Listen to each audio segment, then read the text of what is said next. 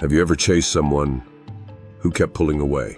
You gave them attention, kindness, patience. But the more you reached for them, the more distant they became. And no matter what you did, nothing seemed to bring them closer. If this sounds familiar, Carl Jung would say, there's a reason for this pattern. And it's not about them. It's about what their behavior awakens in you. See, Jung taught that relationships aren't just about two people. They're about the hidden forces each person brings to the connection.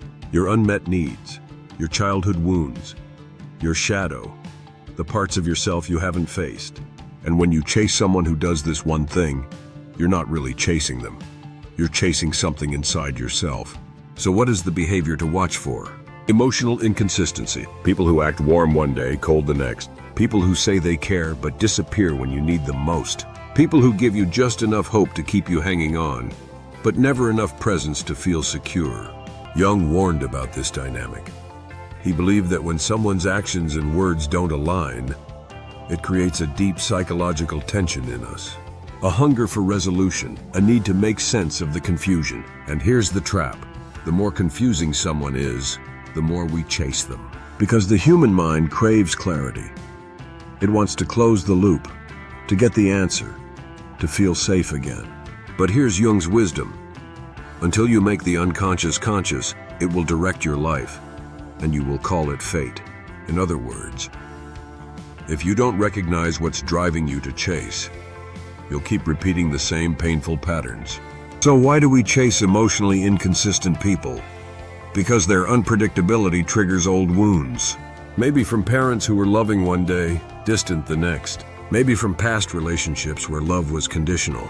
And deep down, part of us believes, if I can just win this person's love, I'll finally prove I'm worthy. But here's Jung's warning.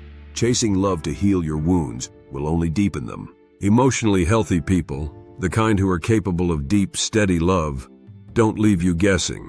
They don't make you beg for scraps of affection. They don't turn intimacy into a puzzle you have to solve. So if you notice yourself constantly chasing someone who is hot and cold, unclear about their feelings, distant after moments of closeness, always keeping you in emotional limbo, pause and ask yourself, what part of me is chasing old pain?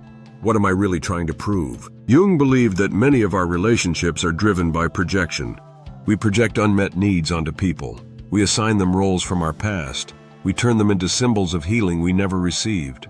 But no one can heal what you won't face in yourself. And no one, no matter how magnetic, is worth abandoning your peace for. Here's something else Jung taught.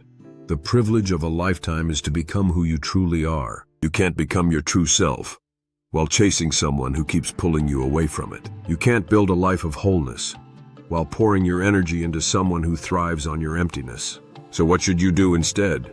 Here are 3 steps inspired by Jung's wisdom. Step 1. Pause the chase. Stop responding to every breadcrumb. Stop explaining yourself to someone who isn't listening. Create space, not to punish them, but to reclaim your clarity. Step 2. Reflect on the projection. Ask, what does this person represent for me? What am I hoping they will fix in me? Where have I felt this dynamic before? You'll often find it's not about them at all. It's about an old wound seeking resolution. Step 3. Reparent your own heart. Give yourself what you've been chasing externally. Validation, security, kindness, consistency. Because when you meet your own needs, you no longer tolerate relationships that starve you. And here's the paradox. The moment you stop chasing, you start attracting healthier connections. Because you show up not as someone needing to be completed, but as someone who is already whole. Jung believed, your visions will become clear only when you can look into your own heart. Stop looking for love in people who confuse you. Start looking for clarity in yourself. Because when you build inner peace, you stop craving outer chaos.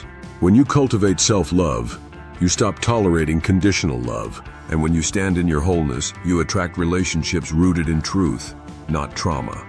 So if you're watching this and you've been chasing someone who sends mixed signals, let this be your sign. Not to hate them, not to blame them, but to choose yourself, to honor the part of you that is done chasing confusion, and ready to walk toward love that feels clear, steady, and true. Because the love you deserve won't leave you guessing, won't make you chase, and won't keep wounding the very heart that longs to heal. If this message resonated with you, comment below I choose clarity over chasing.